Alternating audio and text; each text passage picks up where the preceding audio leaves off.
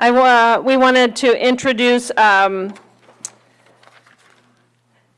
Vidales, who will be speaking about how do we bring this all together. Bernie, that's the task for you. Into practice, and how leaders in the K-12 education have a role in supporting this idea of alignment and integration across the continuum. Bernie has served as superintendent of Jefferson Elementary School in Daly City, California, since 2011. Prior to his appointment as superintendent, he served as director of curriculum and instruction in Jefferson Elementary School District. He has been a principal in K-5 and K-8 schools in the Redwood City School District and a teacher and teacher leader in San Francisco Unified School District. Bernie holds a master's degree from Stanford, another Stanford alum. So it's 2 against 1. Not that we're playing that game. And a bachelor's degree in industrial engineering from Stanford University. He's active in local service organizations and is a member of the Peninsula Partnership Leadership Council as a representative of area superintendents. Bernie Vidales.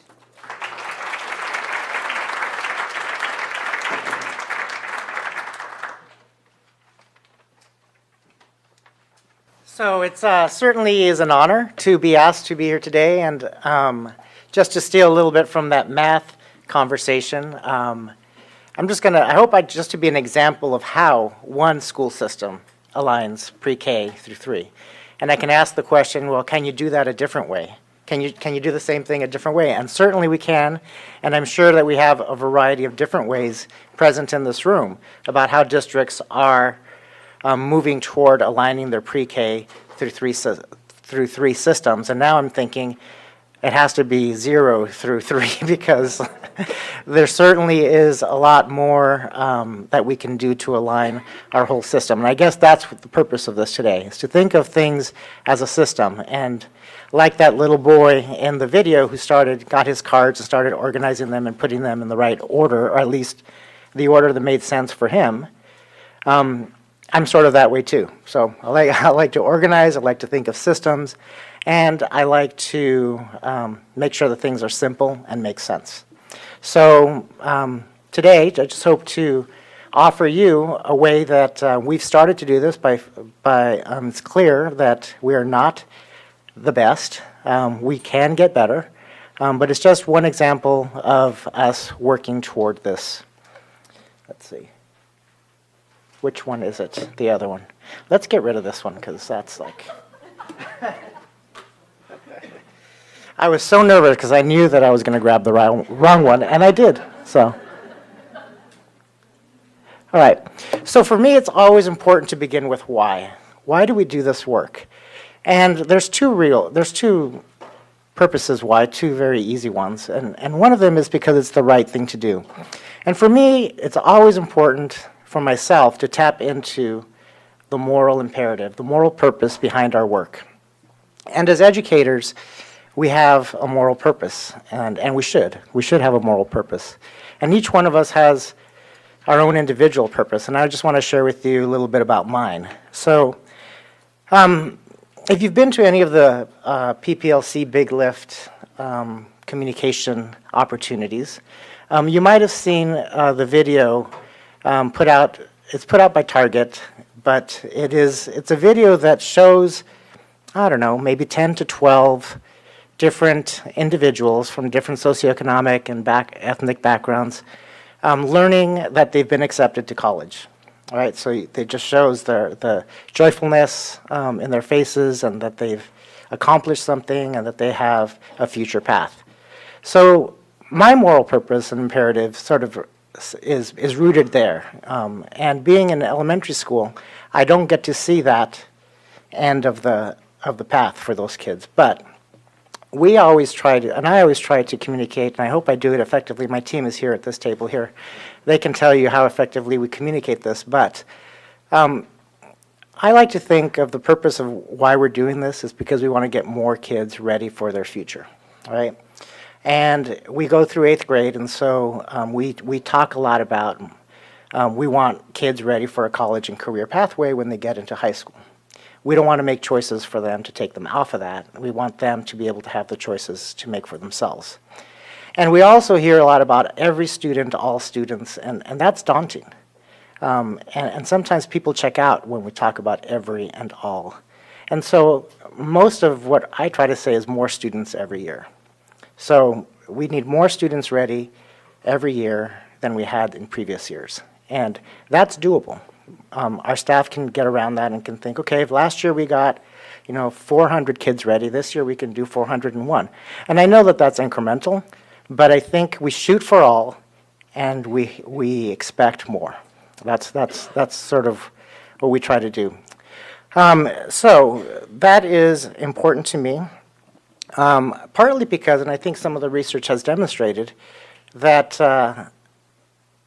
the intervention of preschool is one of the probably the most efficient and effective tools and interventions we can put into place that can stem poverty in the long term. So I was just at a, I don't know, you guys may have heard about it, but one of our partners in the Big Lift invited me to attend. Stanford Center on Poverty and Inequality had an event where they were unveiling this research that they've done over the last couple of years on the effect of poverty. And especially during the Great Recession, I guess we have a name for it now, of the last 5 years, the Great Recession. So one of the things that they focused on was that education is one of the things that can turn a person's trajectory around. And as we learned today, preschool, having a high-quality preschool is one of the things we can do to ensure that their success in K-12 is increased. And so, I love that stuff just because it sort of roots me again into why do we do this work. I don't get to teach kids anymore. I don't get to, do those math problems with students, and I don't get enough opportunities to interact with them verbally. But I do get an opportunity as a superintendent to sort of set the course for a school district and ask our staff to, regularly sort of tap into why are you doing this, why do you get up in the morning, and what's our goal and how do we get closer to that. And so, obviously, we heard this morning about the research. I'm not going to regurgitate that for us, but it is something that's important. And for me, it has to be important in my mind, which the research helps to support, and it has to be important in our hearts, which we have to touch. Why do we do this work? And it's financially, when we got into education, we knew that it wasn't going to be we're not going to be like our, at least for me, classmates who worked at Google or Oracle or whatever. I had classmates who jumped right into that high-tech thing, and I got my teaching credential and got my first job. I don't know, I think my first yearly paycheck was maybe $32,000 a year or something. So it's changed now. It needs to change more, but anyway, so, I have friends now who live in Los Altos Hills and other places, and, we don't. So, but that's okay, I can visit. Anyway. Okay, so for us, it's important because, here's a slide of who we are. We're a K-8 district. We have one preschool center. All of our preschool classes are at that center. We'd love to expand so we have preschools across the district so that students across the district have access. 11 elementary and 3 middle schools. Approximately 6,300 students. It changes by the year. We're growing about 150 students every year. 60% low income. And now those of us in the Bay Area, we know that low income measure is a pretty low measure. I forget what the number is, but people that make, let's say it's $42,000 for a family of 4, $36,000 for a family of 4. That's pretty low. I mean, maybe you're in middle class in Mississippi if you make $37,000. But in California, in this Bay Area, that's really low. So we've got 60% of our students qualify for free and reduced. 50% English learners. When we look at pre-K and kindergarten, that number jumps up to 80%. Most of our students speak a language other than English at home. And our ethnicities are all minority ethnicities, Filipino, Latino, and Asian. 40% Hispanic, 40% Filipino, about 10 to 13% Asian. So we are an area that really needs we need to make a difference for more kids for us. All right, so because I'm a systems thinker, I like to sort of think about who are our partners, and we have lots of partners. We have our local partners, Daly City Peninsula Partnership, who are here at the table. They've been our longtime partners. They've helped us with kindergarten readiness programs. They've helped us with our after-school programs. We're working, trying to develop some inspiring summer programs, and we work with our partners. We also have partners with our other pre-K providers. So we have some surplus land on buildings, and so we rent to preschool providers because we know that they are providing a service that our community needs. We only have a certain number of state preschool slots. We want more slots in Daly City. Regionally, we're partners with Ready Schools and Silicon Valley and First Five, and that's been really helpful. I'm also part of the Peninsula Partnership Leadership Council, which is part of the Big Left, and that's been incredible as well. And statewide this year, we participate in a PreK-3 PLC. A lot of letters and numbers in there. But we're joined with Long Beach and Fresno, and I think it's Oak Grove and San Jose, sort of in a statewide partnership to talk about how do we align PreK-3 as a system. So just many districts here are part of the Ready Schools team. You guys have something at your table that describes Ready School teams, but it's been really cool, I think, the kind of things we've been able to do to ask other folks, other preschool providers outside of our public school system to join with us in this conversation. And also to have our K teachers meet with those preschool teachers and our elementary principals meet directors of the preschool programs across the city. Those conversations have been great. We started off with meet and greet programs. I think it's right here, meet and greet. We've shifted, I think, to meet and learn, collaborate, and I think now we're like meet and collaborate, right? That's the latest. So we've sort of evolved in our outreach with our partners. Cool things that are happening that we look forward to embracing more of is pre-K expansion. There's a lot of talk about that. I've spoken to some folks who are dreading that, and we're like, well, it's a good thing. We want to do it. It's a good problem to have, how to figure out how to house all these kids.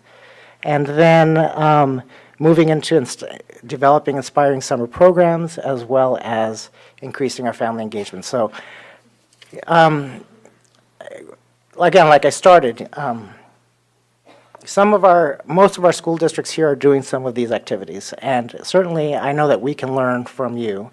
So I hope that you have learned a little bit about what we're doing and can see ways that you can move forward, and certainly we'd love to hear ways that you're moving as well. So thank you.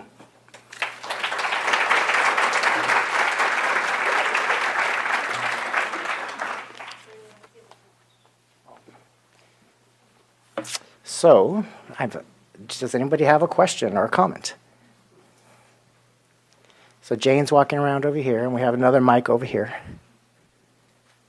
That's great, thanks. You just have to warm up. I'll stop. We have a question.